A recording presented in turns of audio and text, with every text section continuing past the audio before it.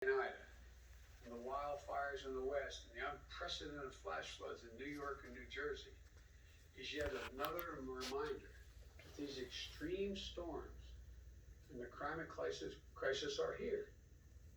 We need to be much better prepared. We need to act. We'll talk more about that in just a moment, but first let's get you to some of the places that are now looking at the damage caused by the aftermath of Ida. CNN's Paula Newton is in Mullica Hill, New Jersey. Shimon Borkipez is in the Bronx right now off the Major Deegan Expressway. Let's start with Shimon. I can see the water there. Give us an idea of how deep it is and what the challenge is. Yeah, so I mean, this is pretty incredible. I mean, we've seen some of the aerial shots throughout the day, but when you think what so many of these drivers, passengers must have been going through as the torrential rain was coming down, many of them stuck in their cars, having to be rescued. You could just see people just leaving their cars behind. These cars turned around in different directions just because of the strength of the rain, the way the water just became increased in size, and therefore a lot of these cars started floating. So as you said, we're here on the Major Deegan, and it's probably going to take several more hours before they start to pump some of this water out. I actually saw a couple blocks away there. The authorities here brought pumps to get some of this water out. But I have this thing here because I also just kind of want to show you how deep this is. It's about knee length or so at this point. So the water has not receded much. We do see a water line here, but it hasn't receded much, and we really haven't seen any of the authorities here trying to clear this out. They are further ahead. Emilio here, I think maybe can show you. If you look further ahead, there are some authorities here. Police are there, and they're actually towing some of the cars. We've also seen some of the drivers starting to come back to retrieve their cars.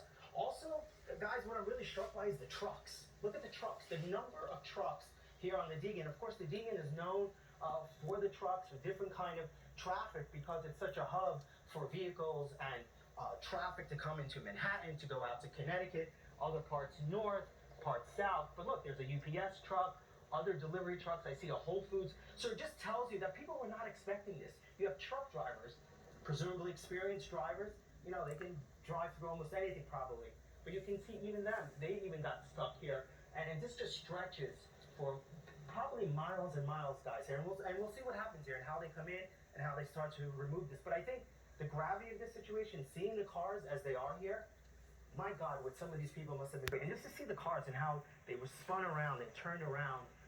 And then, as you said, the trucks. People just abandoned everything and probably ran for their lives here. Yeah, and no immediate respite anywhere nearby. I mean, you've just got to get out of the car and then find a safe place in all that wind and water. Shimon, thank you very much for showing us the aftermath of how dramatic it was here last night. Let's go to Paula Newton. She's in Mullica Hill, New Jersey, which had an entirely different extreme weather event. So there were tornadoes there. Family home. I mean, guys, this is a family dream house. They built it 7 years ago. Within just a matter of moments, it's now already been turned into rubble. And you'll see Mike Castle there. He's already got his work gloves on. He's trying to clean up his home. He described it as just an absolutely terrifying scene. He took his 3-year-old daughter, Brianna. He says if it wasn't for his wife getting him out of the shower, they had just a few minutes to get to the basement, and then it happened. Look at those windows, completely blown out. They've had the warnings here before, but as Mike says himself, this is New Jersey. This is not Oklahoma.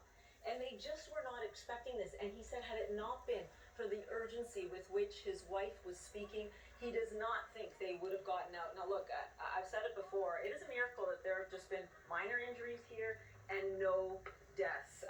And they're thanking certainly everyone for that here. This is a close-knit community. But already people asking the question, should we rebuild? I mean, look, they're doing their best to already clean up this morning and trying to assess the damage. But this is nothing that they say they could have foreseen. Certainly there have been strong winds here in the past. You have lawn furniture blow over. But to sit there and think that you were running for your life inside of a span of about 3 minutes, and if these homes didn't have the fortified basements that they did, they believe the destruction and the loss of life would have been profound, in their words, dire. And I think, the governor of New Jersey was here this morning, and he did speak to him. Of course, a lot of help here already on the scene. But there are questions to be asked in terms of What do you do even to get that warning system perhaps beefed up? 3 minutes is not a long time, and as he said, sometimes you don't even act that quickly even when you do get those warnings on your phone. Oh my gosh, just remarkable to know that there wasn't more death there, Paula, and thank you very much. But we are not out No. of the danger zone yet. I just want to show you how quickly things can change here. You can see the concrete wall back there behind me. Only a little bit ago, the water was right to that water line there. It has come down in the last 20 minutes or so, but with it, all of this debris, presumably from towns upstream, where this was also a problem. You mentioned the deaths in Montgomery County. We know there was water rescue after water rescue in the town of Bridgeport. 500 calls for water rescues in Montgomery County, Pennsylvania alone. We are down closer to the city of Philadelphia, and you can see the Schuylkill River looks more like rapids right now.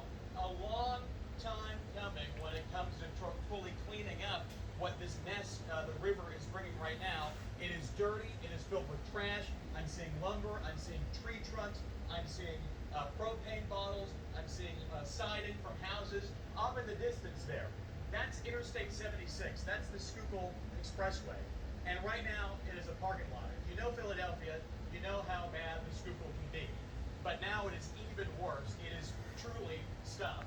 Because as you go into town, at the intersection of 76 and 676, there was a lot of flooding there too. It's hard to know really where the Schuylkill ends and the road begins. There's a pumping station there at 76 and 676, but it is also underwater, according to Governor Tom Wolf's administration, because it can't do its job. It is underwater, and things are getting worse really by the minute here in Philadelphia and the surrounding region. We know that there are 300 roads, according to the governor's office, that are closed in Pennsylvania alone. Schuylkill is crested, 17 feet was the highest it got. It's now down to about 16 feet according to the National Weather Service. Flood stage is about 5 feet.